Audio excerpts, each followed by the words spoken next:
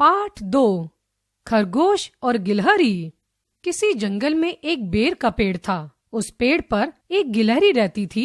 वह मटमैले रंग की थी। उसकी पीठ पर 3 सुंदर काली धारियां बनी थी। वह दिन रात मेहनत करती थी। उस पेड़ से थोड़ी ही दूर घनी झाड़ियां थी। उन झाड़ियों में एक खरगोश रहता था। उसे अपने सफेद रंग पर बड़ा अभिमान था। वह बहुत आलसी था। बिना मेहनत के ही भोजन खाना चाहता था। उसके इस स्वभाव से आसपास रहने वाले छोटे जानवर बहुत परेशान थे, क्योंकि वह उनका भोजन चुराकर खा जाता था।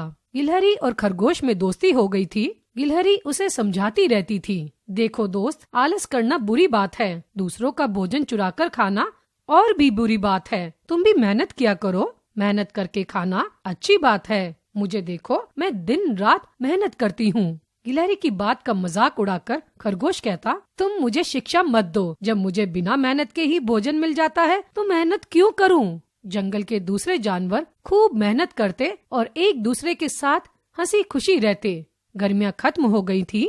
बरसात का मौसम आ गया था। सभी जानवर अपने अपने घरों में खाने का सामान जमा कर रहे थे। सभी जानवरों को मेहनत करता देख खरगोश सोच रहा था, मैं मेहनत क्यों करूं? किसी के भी घर से चुरा कर खा लूंगा। नहीं चुरा सका तो मांग कर खा लूंगा। एक दिन खूब जोर की बारिश हुई।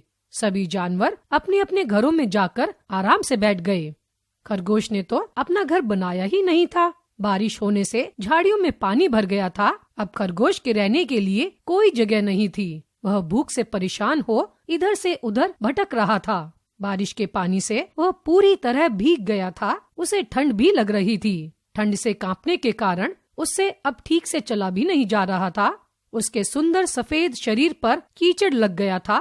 उसके गोरे शरीर का अभिमान मिट्टी के रंग से ढक गया था। दूर पेड़ पर बैठी गिलहरी काफी देर से उसे परेशान देख रही थी।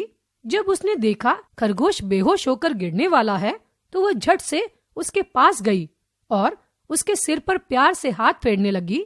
खरगोश ने ठंड से कपकपाते हुए गिलहरी की तरफ आशा भरी नजर से देखा।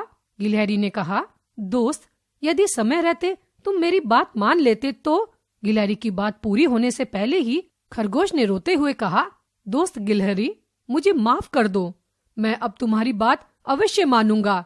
बस एक बार दया करके मुझे इस बारिश और भूख से बचा लो। खरगोश की बात सुन गिलहरी उसे अपने घर ले गई। वहां जाकर उसने उसे खाने के लिए मूंगफली व अखरोट दिए, जिससे खरगोश के शरीर में गर्मी आ गई और ठंड भी कम हो गई। बारिश रुकने पर गिलहरी का धन्यवाद कर वह अपने लिए घर की तलाश में चल पड़ा।